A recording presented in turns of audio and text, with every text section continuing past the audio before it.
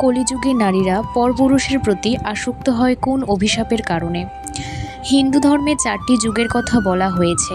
প্রতিটি যুগের একটি নির্দিষ্ট বৈশিষ্ট্য আছে। সত্যযুগ ছিল ধর্মের স্বর্ণযুগ, যেখানে মানুষ নৈতিকভাবে সর্বোচ্চ অবস্থানে ছিল।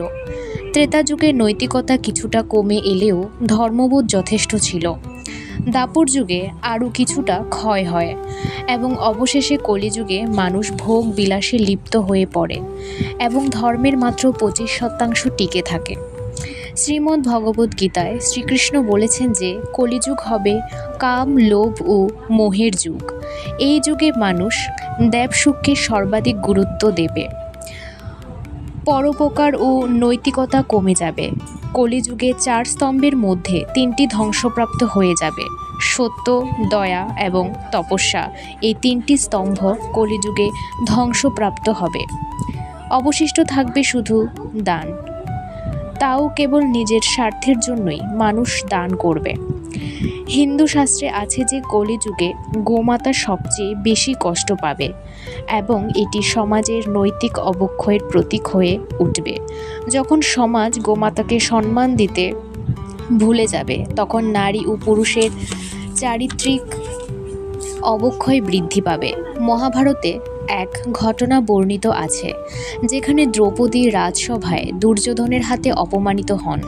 এই অপমানের পর দ্রৌপদী ক্রুদ্ধ হয়ে অভিশাপ দেন যে ভবিষ্যতে এমন এক যুগ আসবে যেখানে নারীরা নিজের ইচ্ছায় পরপুরুষের প্রতি আকৃষ্ট হবে এবং সমাজের কোনো নৈতিক নিয়ম মেনে চলবে না।